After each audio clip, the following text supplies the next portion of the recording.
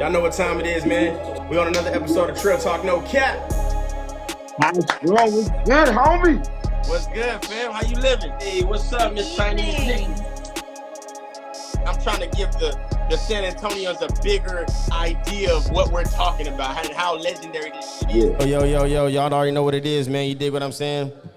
This is another great episode of Trill Talk No Cap. You know what I'm saying? Where the only capping that we do is the ones we wear on our heads, and all we do is talk trill. You know what I'm saying? Now, today is a special day. Once again, you know what I'm saying?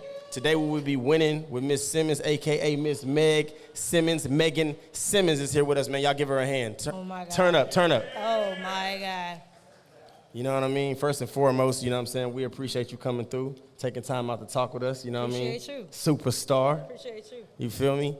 So, you know what I'm saying? There's so many things we want to talk to you about, you know what I mean? It's great having you here, you know what I'm saying? We got history, you know what I mean? Me and your brother used to kick it heavy back in the day, you know what I'm saying? So it's dope seeing you up here.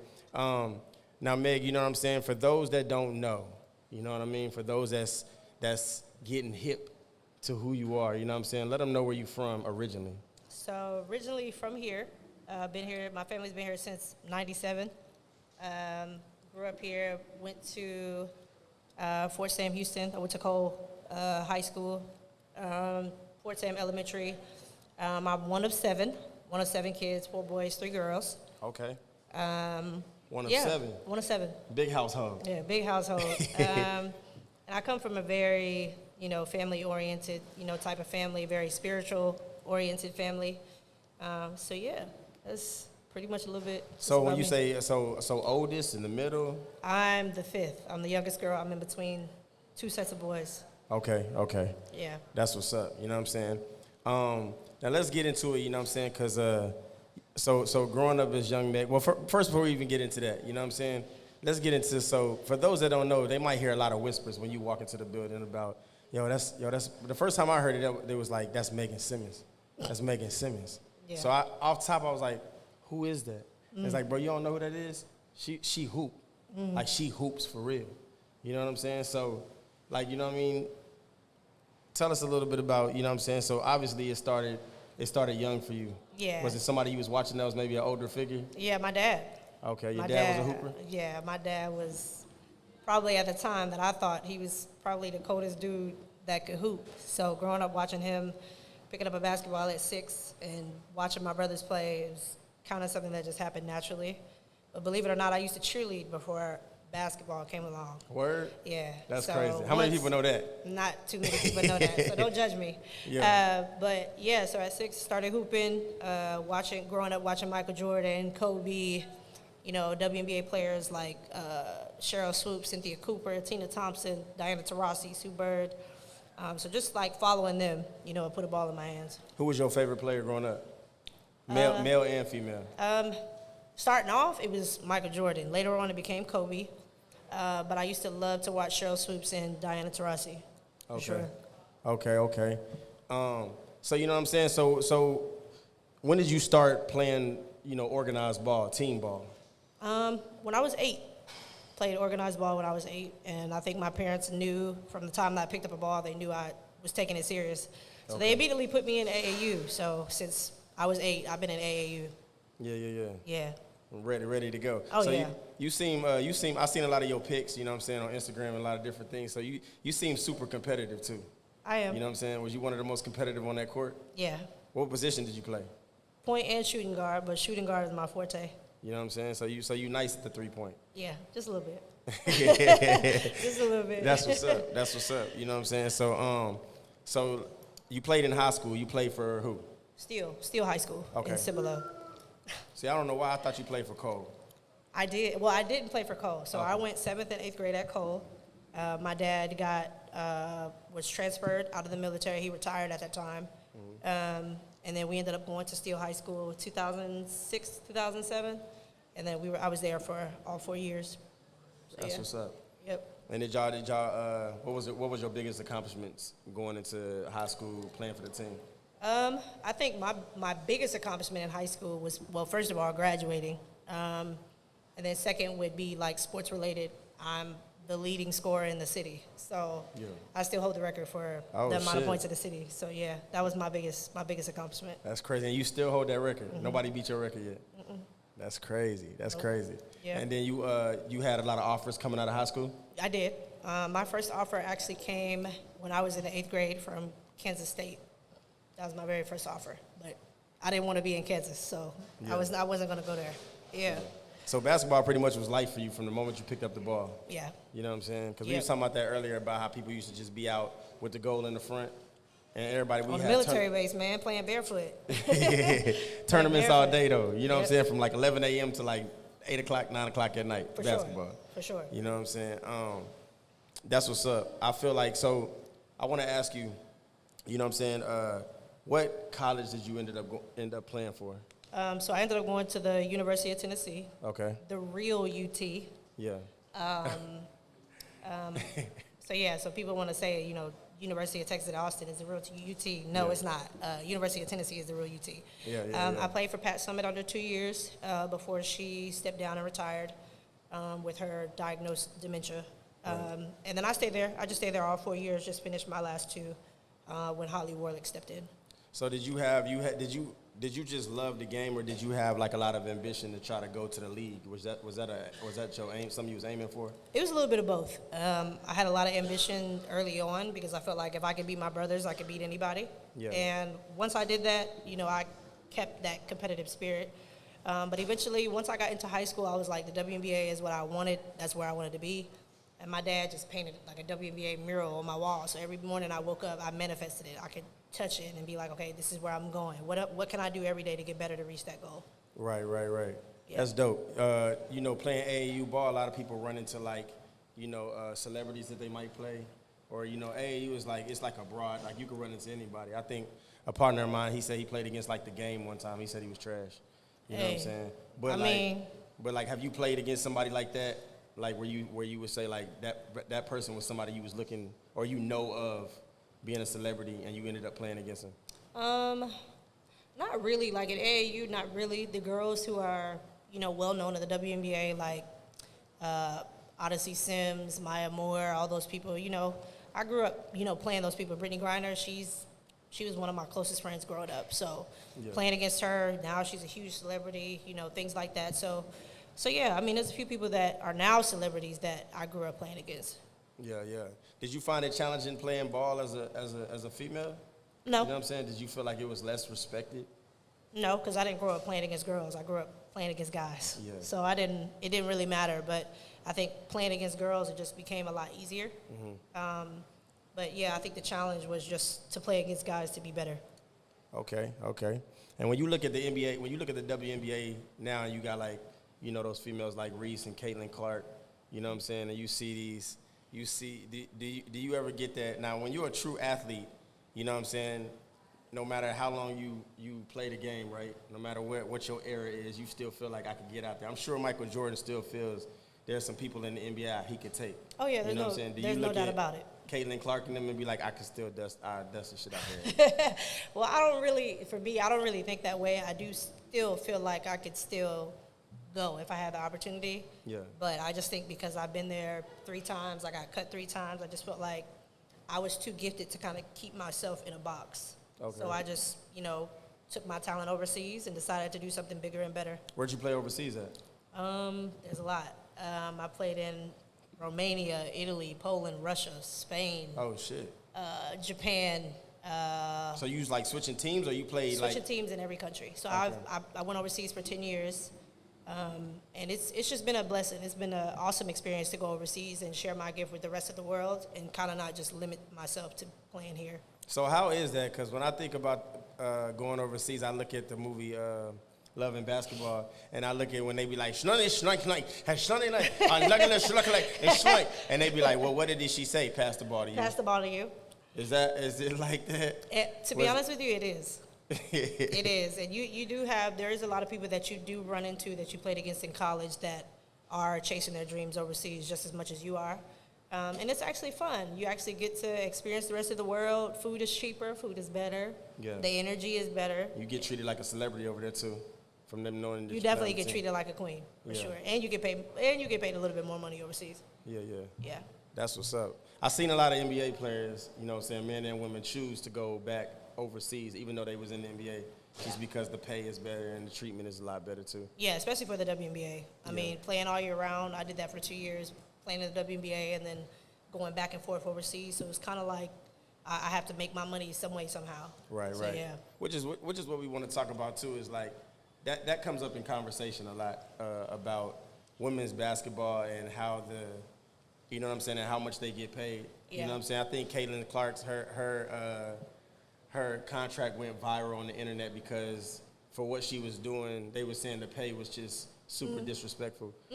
Do you feel like that? You know what I'm saying, that the WNBA, y'all deserve, I feel like they deserve to get paid a lot more, especially now bringing more attention to it. I mean, I think now what people don't understand is the WNBA and our pay discrepancy has it hasn't completely bridged the gap, but it's gotten a lot better. The highest player makes close to $230,000, but that's not even half of what the minimum of the NBA player makes, which is $500K. Right. We don't even make that. So making that and then going back overseas for 8 to 10 months, of course it'll total out, but we shouldn't have to go in the WNBA and play overseas when we got families to take care of. You have women in the WNBA who are married and have kids. They don't want to just continue to keep going back and forth, but I think it's growing. I think with the help of Angel Reese and Caitlin Clark, it's actually broadened the horizon for the WNBA. So I think it's helpful. It's helpful. I think that's crazy too because, like you said, most of them get a lot more money too from the endorsements. You know what I'm saying? That's where most of the money comes from. But you know what I'm saying? But the cheapest, the bench players in the NBA get paid, I think, a minimum of $900,000. Oh, yeah. Which is crazy. Oh, yeah. Now it's increased. So Yeah. everybody's price is raising up. Different, Yeah. Had I known that, I would have worked just hard enough to be on the bench in the NBA. Wiping people's sweat. Okay? Hey, And in water for bottles. $900,000, I would have been the greatest promoter ever. I'd have told LeBron, don't hurt yourself because we got a party to go to. Hey, man. Listen. That's crazy. It's crazy. Nah, but first of all, you know what I'm saying, for you to build your name the way that you did here in San Antonio is crazy. You know what I'm saying? I'm still finding out new things every time I see you. You know what I'm saying? Yeah. Now, there was a rumor in Havana, you know what I'm saying, going around. It was circulating. And you know what I'm saying? I happened to be sitting on the couch on the outside. I was selling some clothing. Dude comes sit next to me. It was crazy because I sat down and then it was like a group of people just sat down. And all of a sudden everybody, you know, as soon as you walk by, the whispers started. You know what I'm saying? Like, oh, there go Meighan. And the rumor was that you were thinking about going back overseas now to start playing again. Is that a real thing or is that just a rumor? Like, are you thinking about going back overseas to play ball? I thought about it. I have offers, yes. Is It's something considered. Is it still a possibility though? It's a possibility. Okay. But we'll see how everything, pans out. I'm actually, working to get into coaching as well because I feel like I've done it for so long that I feel like I should be able to give it back to the next generation of girls who have hopes and dreams of making it, to the WNBA or making it to where I made it playing overseas and things like that. So I feel like it'd be a bigger blessing to give back to them. But we'll see. We'll see what happens. So, we were talking about this off camera earlier, and I was telling you how, there are some great athletes, and then there's the athletes that have these ambitions, and then there are people that just have the natural gift to play basketball, and they're just good at it, but they never have the ambition. I played in high school as well. Yeah. I didn't have ambitions to go to the NBA. I'm 5'8". There was no way I was thinking, you know what I'm saying? But I was a good point guard. But I think about things like, do you, you know what I'm saying? I guess, when you're playing, you know what I'm saying, when you're playing the game the way that you do, you learn on and off that court. A lot of things that you learned on that court, do you apply them to your life now? Oh, yeah, for sure. It's just, I think it's a multitude. It's a multitude of things. I mean, it's camaraderie. It's being able to understand people and people's strengths and weaknesses. And just being able to be yourself and understand really who you are. I mean, you can kind of find yourself within sport, but it actually allows you to be yourself more off the court. I'm one of those people that on the court, people might consider me to be a bitch. But at the same time, off the court, I'm probably one of the calmest and nicest people that people will ever come across. Okay, So, I can see that too. So, But yeah. you seem like you have a like a leadership about yourself. Were you one of the ones that rallied up the team when y'all were down and you was like, hey, man, listen, when we in this locker room, I need to stay focused. I need to, you know what I'm saying? Were you that person? Believe it or not, I really, growing up, I really didn't have a voice. I felt like I didn't have a voice, so I led by my actions. The way that I played, my energy, my attitude, the way that I carried myself, I hated to lose. I didn't like losing. So I did everything that I could to win. And I think that a lot of people follow suit with that. But now that I've gotten older and I've gotten seasoned in the game, I've found my voice. So now when if we get down or we're losing, I'm like, all right, man, we gotta pick this up. Like, if ain't nobody gonna do it, if you ain't gonna follow behind me, I'm still gonna do it. Yeah. Because it's about winning, and it's about growing as a full human being, not just as an athlete. But there's a lot of other people that are around you that are watching you. They're watching your attitude. They're watching your body language. So it's just a matter about how you carry yourself as well. So have you ever dunked the ball? I've actually grabbed rim before, but I've never been able to get the ball in the rim. Okay. Yeah. I had to ask that. Yeah. So we all had those games, you know what I'm saying, that we remember. This is a two-part question. We all had those games that we remember that are most challenging, right? You know what I'm saying? Those games you might have been down 20 and y'all was able to come back and win the game. Mm-hmm. Those games you said you know what I'm saying, I'm sure you scored a crazy points during the game before, you know what I'm saying? Mm-hmm. What was one of your best, starting with best games that you've ever played and it will always be engraved in your memory? And then what's one of the worst games that you ever had where you was like, I can never let that shit slide again? I think, let me give you the worst game first. Worst game, I was overseas. I was in Spain, and I got into foul trouble within the first 2 quarters. I had 3 fouls in the first half, and I ended up fouling out in the third quarter, but the referees that were there didn't really like me. So it was kind of like, okay, you're coming to Spain, you're playing against my players, so I'm going to give them the calls. So I ended up fouling out. That was the worst game. I was like, man, I can't allow this to happen again. My team needs me. They need somebody to score. And that was one of my worst games. But one of my best games, I would have to say, there's a few. But in high school, let's do high school. High school, when we were preparing to go to the semifinals in the state tournament, or the quarterfinals in the state tournament, I ended up winning the game-winning buzzer for us to go. And that's probably one of the most memorable moments that till this day, when people from San Antonio see me, they'll be like, man, I remember when you hit this and you did. I'm like, man, till this day, it still gives me chills. And it's just like, wow. Yeah. So yeah, that's probably one of my most memorable games. Game was tied and you just hit the game winning shot. Yeah. That shit felt great. Yeah, it felt good. And I actually cried because I didn't expect that shot to go in, but it did. That's what's up. Well, you know what I'm saying?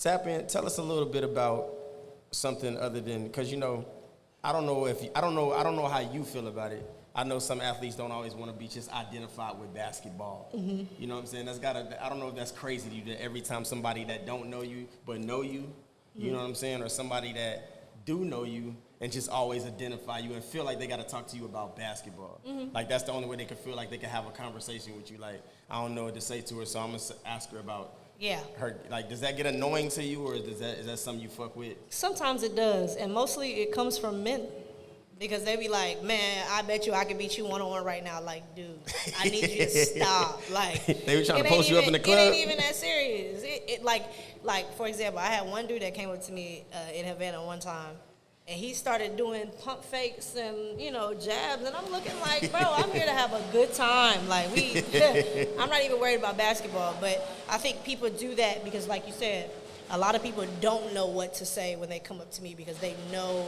me as the basketball player. But I'm an open book. Like, when people actually get to know me, it's just kind of like, damn, like, she's really, like, chill, laid back. I'm about who I am. I stay true to who I am. Mm-hmm. And I mean, if people actually took the time to get to know me, they'd be like, wow, like, yeah. Like, I can actually talk to her about something else besides, your personality basketball. Is dope. Your personality is dope. Yeah. You know what I'm saying? So, what else are you really good at other than basketball? Motivational speaking. Really? Yeah. Is that something you want to tap into? Eventually. I feel like that's something that has been a God-given gift that I haven't completely submitted to. And I feel like once I finally do submit to that, I feel like I genuinely could touch a lot of people's lives with just the way that I speak and I encourage. I feel like it's necessary for, for people like us that need that extra push or that extra to, keep going and just not give up. And I feel like my story should explain that. Like the way I live my life should explain that. So yeah. You definitely would be like a perfect advocate for motivational speaking, just because most people that want to hear somebody that motivational speaks, they want to hear, you had to do something. You know what I'm saying? Right. They want you to be somebody. Right. They want you to have a resume. Yeah, don't no nigga want to hear motivation from a nigga that they just work with. Right. You know what I'm saying? Right. But so that's dope. But do you think that was something that you would tap into motivational speaking as far as the young kids that want to get out here and play basketball? Or do you think that you would just speak more on like life in general? Both. I think it'll be very beneficial for both. Because kids nowadays that are getting into sports, they really don't understand the ins and outs of what comes along with it. So whether it be how hard you have to work, the people that you surround yourself with, your character, how you interact with people, it's a lot that comes with it. But as far as, life skills and things like that, there's so many things that people don't know that I've experienced that would be easy to relate to. Mm-hmm. And the more relatable you are, the more it allows other people to open up and communicate how they genuinely feel. And I studied psychology in school, so it's easy for me to, understand and relate to people, not trying to like nitpick at their brain, but it's like I see you, I hear you, I want you to know I see and hear you, so I want you to be able to communicate those things. Right. I think that's super dope, you know what I'm saying? Salute to you for that. Appreciate you know what I mean?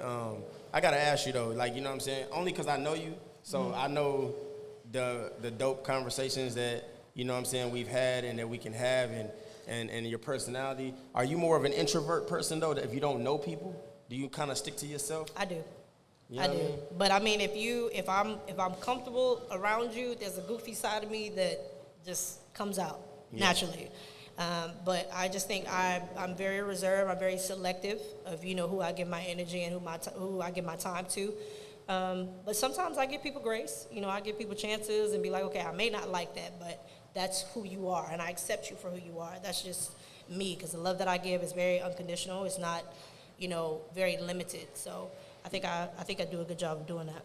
And I think that you got that thing too, like, you know what I'm saying, that like, certain people have it. You know what I mean? We talked about it last podcast with Twan, you know what I'm saying, where you got that down life and it's just like, he enters the room. He definitely got it. Same thing with you though. Like, you got that demeanor about yourself that makes the shit cool. Yeah. You know what I'm saying? Yeah, I appreciate that. You know what I mean? I think that's important, especially for what you're trying to do. Yeah. You know what I'm saying? For sure. So, you know what I'm saying? We talked about overseas. We talked about your high school. You know what I'm saying? Do you still hoop now, like in the gym? Do you go use it for cardio and shit? Well, sometimes I do. I hate to say it like this, but I don't like playing with bums. You don't like playing with bums? I don't like playing with bums. It's a waste of time. It's a waste of time.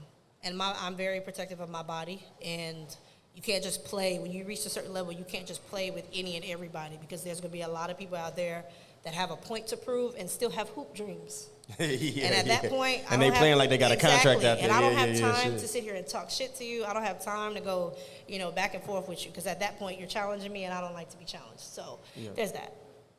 I get that. I definitely get that. You know what I'm saying? I got to ask you, you know what I mean, what would be something that you want to accomplish if you did go back and play overseas right now? What would be something that, you know what I'm saying, for you, is it, because your goal got to be different now, right? Mm-hmm. It's different for you now than probably what you was aiming for when you first went overseas. Yeah. Would it just be getting back to the love of the game? Yeah, I think that would just be it, because overseas, I won a championship overseas, so it's something that is not necessarily necessary for me right now. Mm-hmm. But going back overseas is just keeping the love of the game, so then when I'm able to give it back to the rest of the world and give it back to the next generation, I'm able to express that and show that, how I talk, how I encourage, how I train, things like that. I'm able to do that. Yeah. Yeah. Is it, like, what made you, did you play for so long that you felt like you had to take a break from the game for a little bit? I feel like I had to do a self-evaluation. Who was I doing it for, and why was I doing it? And I think sometimes we get so stuck in the same cycle of doing the same thing over and over and over again. Sometimes you lose sight of your why and what you're really doing it for.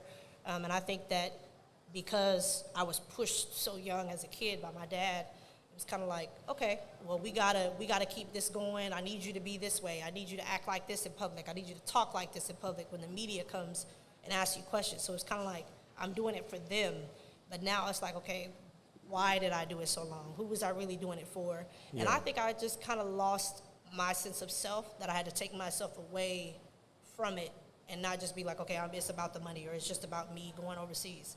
But now I think I yearn for going back overseas for a completely different reason, and that's just for the love of the game. Right, right. Yeah. Now, some players have that favorite coach, that person that's like, y'all just built memories and y'all built, you know what I'm saying? Do you have that? Do you have a coach that coached you where you felt like, that's going to always be my coach? Pat. Yeah? Yeah, and Lord rest her soul. But yeah, that's going to be the ultimate. I mean, I've had people in my lifetime, like AAU and in high school. They were great coaches, but I don't think anyone could compare to her. Because if it wasn't for her, I wouldn't be the woman that I am today. And the people that, you know, see me, you guys see me walk, and you guys might see a glow, and you're like, oh, okay, I know who that is. This is Meighan. This is, a lot of that comes from her. Okay. And she taught you how to carry yourself as such? You know what I'm saying? Did you have, you know what I'm saying, did you have those difficult moments? You know what I'm saying? Hey, with her? Yeah. Yeah. I mean, my coach has some Was she on your piercing back blue about eyes. shit? She had some piercing blue eyes, but she held me accountable. And I think that was one of the things that I needed, you know, going into college, was having somebody that was a mother figure that held me accountable, that showed me the ropes of how to be a woman, being true to myself and being confident and not, you know, focusing on what everybody else had to say and just focusing on what I genuinely believed about myself. Yeah. Yeah. That's what's up, man. Most definitely. You know what I'm saying? Y'all give it up one time for Meg Simmons, man. Y'all give it up. You know what I'm saying? One time for the one time. You know what I mean? That's dope. Sean. So, you know what I'm saying? So, you know, you run into people now that do you run into some of your old teammates now? I do. Yeah. I still keep in contact with them. Yeah. I still do. And everybody is kind of, you know, outgrowing, you know, the past situations and things like that. But it's cool to see where everybody is now and accepting them for where they are. You know, one thing I like to see you and Brandy play, because she's been running from me forever. So, you know, Brandy, I see you over there smiling. You know what I mean? Brandy, my dog, and we grew up playing against each other in high school. So we played against each other before. So. You know what I'm saying? It's a lot of respect there from her side, though, because she don't speak on it. I ain't heard none of the stories yet. I want to hear some of the stories. Oh, my God. You know what I'm saying? But, you know, we're going to get into that later. Man. Yeah. You know what I'm saying? Who was y'all's rival school for Still? Them? Who is them? Clemens and Wagner. Oh, shit. Clemens and Wagner, yep. Okay. Them two schools, for sure. So that was always an intense game. Everybody was at that shit. Oh, yeah. Us two, when we played against each other, it was us two. It was a head-to-head. Like, we coming at each other's throats. Something to see. Oh, yeah. But it was, I think at that time, it was just very, very competitive. And I think that it was necessary for both of us, like, for our growth and who we are now. Because I'm sure when people see Brandy, too, they be like, man, like, this is Brandy. Like, yeah, and most people may not know that she hooped. She was a bucket. So yeah. So, no, I've definitely heard the whispers about her as well. You know what I'm saying? I joke with her all the time. And That's you see, we be walking around here. We don't say nothing. We walk with our head held high. It's everybody else. That's it. It's everybody else. That's it. Yeah. Nah, that's dope. That's dope. I think it's dope to be able to run into, like, you know, to see y'all, you know, together and stuff like that, because that's a thing.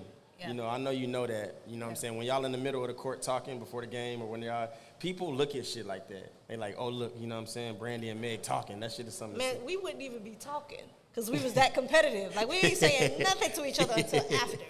Ain't saying nothing. Yeah. That's what's up. You know what I'm saying? Did y'all win a title in high school? No, we didn't. We got to the state semifinals and lost. Okay. Yep. So, you know what I'm saying? So what's a goal for you? Like, I know you seen like some of your younger brothers and sisters. Did they follow the lead too? They did.